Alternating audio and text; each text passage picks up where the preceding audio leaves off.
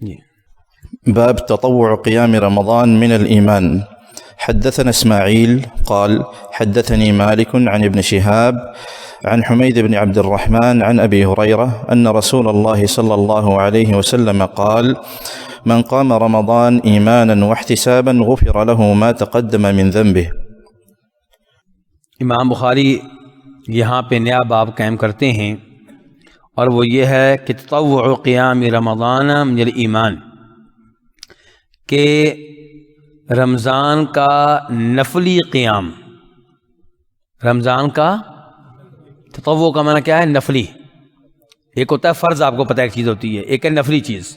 تو تطوع قیام رمضان، رمضان کا نفلی قیام جو ہے یہ ایمان میں سے ہے. امام بخاری یہ وعدے کرنا چاہتے ہیں کہ صرف فرائض ہی نہیں بلکہ نوافل جو عمل ہیں وہ بھی ایمان کا حصہ ہیں. یعنی کہ ظہر کی 4 رکعتیں فرض ہیں، ایسے ہی ہے؟ 4 رکعتیں فرض نہیں ہیں؟ جو سنتوں کا معاملہ بعد میں 4 رکعتیں جو آپ امام صاحب کے ساتھ پڑھتے ہیں وہ فرض ہیں، ایسے ہی ہے. تو وہ بھی ایمان میں سے ہیں، اور جو 4 سنتیں آپ پڑھتے ہیں وہ بھی ایمان میں سے ہیں، حالانکہ وہ نفل ہیں. سنتیں فرض ہوتی ہیں کہ نفل ہوتی ہیں؟ سنتیں جو ہیں یہ نفل عبادت کا حصہ ہیں.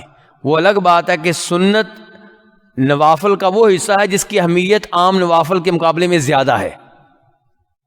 تو ایسے ہی رمضان میں آپ روزے رکھتے ہیں، روزے فرض ہیں کہ نفل ہیں؟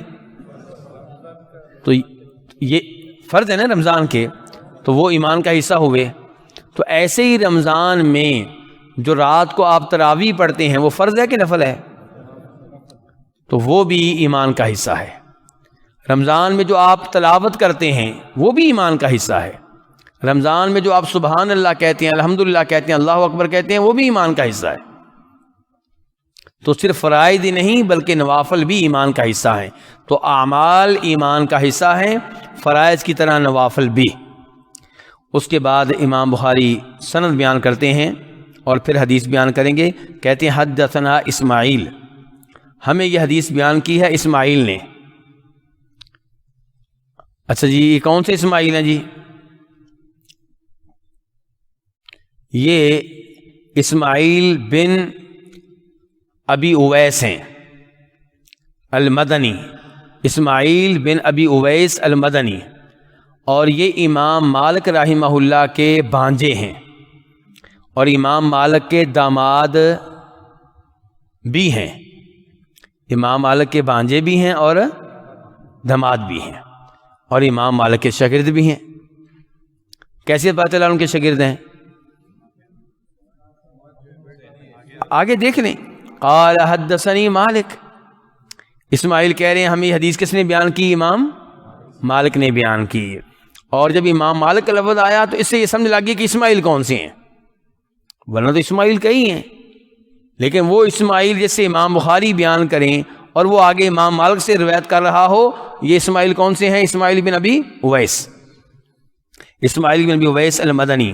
تو وہ کہتے ہیں مجھے حدیث بیان کی مالک نے، یعنی کہ امام مالک بن انس، ان کے ماموں. کس کے ماموں؟ اسماعیل کے. اور امام مالک کیسے روایت کر رہے ہیں؟ عن ابن شہاب، امام ابن شہاب الزہری، محمد بن مسلم بن عبید اللہ ابن شہاب الزہری، بہت بڑے امام ہیں.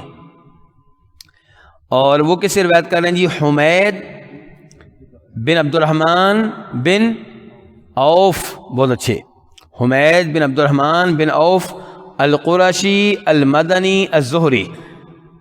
اور وہ کس سے روایت کر رہے ہیں؟ عن ابی ہریرہ. اچھا، اس حدیث کو بیان کرنے والے سارے کے سارے کون ہیں؟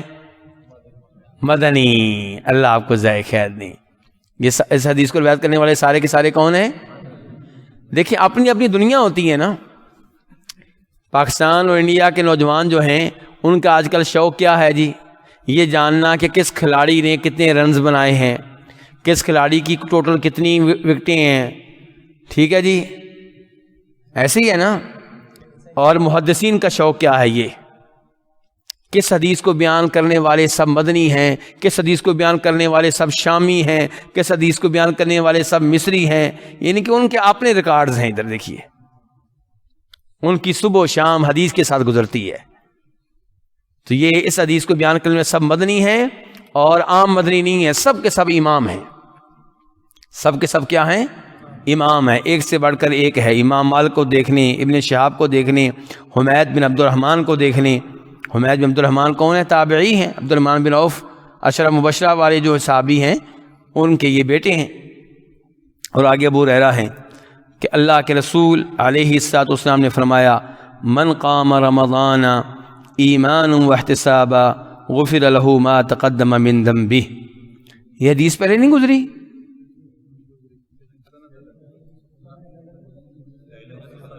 ہاں دیکھا، اللہ تعالیٰ آپ لوگوں کو جزائے خیر دیں. کچھ بھائی پہچان گئے، فرق پہچان گئے کہ پہلی تھا کہ جو شب قدر کا قیام کرے ایمان کی حالت میں ثواب لینے کے لیے اس کے گزشتہ گناہ معاف ہو جاتے ہیں. اور یہاں پہ شب قدر نہیں کیا، من قام، جو رمضان کا قیام کرے. رمضان کے قیام میں سب سے پہلے کیا چیز داخل ہوگی؟ تراویح کی نماز. من قام رمضان، جو رمضان کا قیام کرے، یعنی کہ تراویح کی نماز، تہجد کی نماز. تراویح تہجد کی نماز ایک ہے کہ الگ الگ نمازیں ہیں؟ یہ ایک نماز کے دو نہیں بلکہ کئی نام ہیں. ایسے ہی نا، رمضان کا قیام کہہ لیں، تہجد کی نماز کہہ لیں، تراویح کہہ لیں، رات کے نوافل کہہ لیں، رات کا قیام کہہ لیں.